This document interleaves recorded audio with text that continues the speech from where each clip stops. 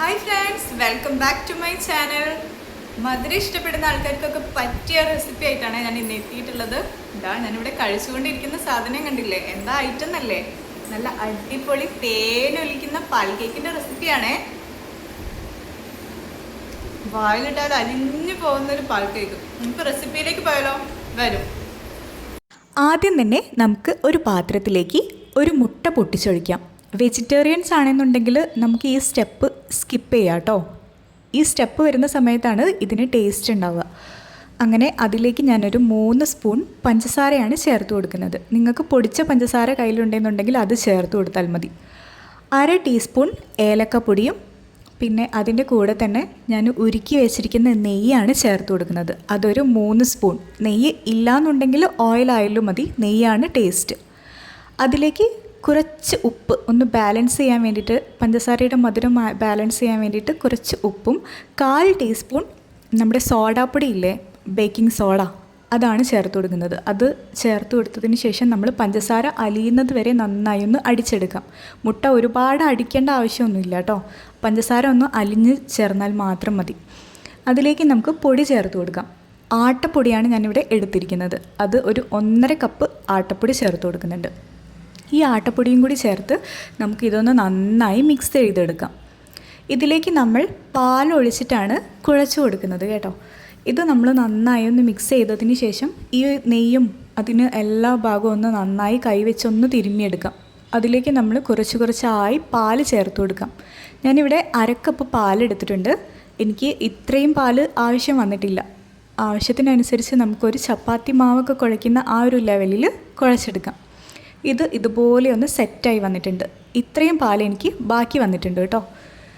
നമ്മൾ കയ്യിലേക്ക് ഒന്നെങ്കിൽ നെയ്യോ അല്ലെങ്കിൽ ഓയിലോ തടവി ഈ മാവ് നന്നായി ഒന്നും കൂടി ഒന്ന് സോഫ്റ്റാക്കി എടുക്കാം.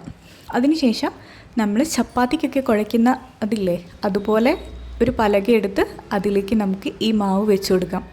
അതിലേക്ക് ഒരല്പം മാത്രം പൊടി തൂവിയിട്ട് നമ്മൾ പരത്തി കൊടുത്താൽ മതി കേട്ടോ. അല്ലെങ്കിൽ ഒരുപാട് പൊടിയായി കഴിഞ്ഞിട്ടുണ്ടെങ്കിൽ ഇതിൻ്റെ ടെക്സ്ചർ മാറിപ്പോവും. അത് മെല്ലെ ഒന്ന് നമുക്ക് നന്നായി ഒന്ന് പരത്തിയെടുക്കാം. കുറച്ചൊരു തിക്കോട് കൂടി ഈ ഒരു തിക്നെസ്സിൽ വേണം നമുക്ക് പരത്തിയെടുക്കാനായി. അത് നമുക്ക് കത്തി ഉപയോഗിച്ച് ഇതുപോലെ ഒന്ന് വരഞ്ഞു കൊടുക്കാം.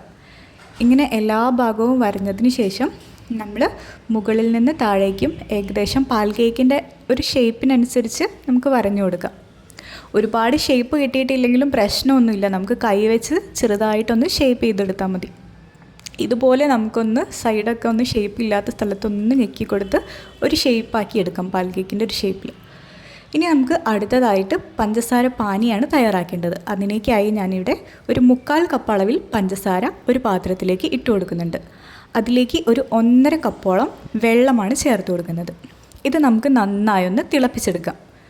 ഒരുപാട് തിളപ്പിച്ച നൂൽ പരുവമൊന്നും ആക്കിയെടുക്കേണ്ട ആവശ്യമില്ല കേട്ടോ. ഏകദേശം പഞ്ചസാര അലിയുന്നത് വരെ ഒന്ന് തിളപ്പിച്ചാൽ മതിയാവും. അതിനുശേഷം നമുക്കിതിവിടെ മാറ്റി വയ്ക്കാം. അടുത്തതായി നമുക്കിതൊന്ന് ഫ്രൈ ചെയ്യാൻ ആവശ്യത്തിനുള്ള ഒരു പാത്രം അടുപ്പത്തേക്ക് വയ്ക്കാം.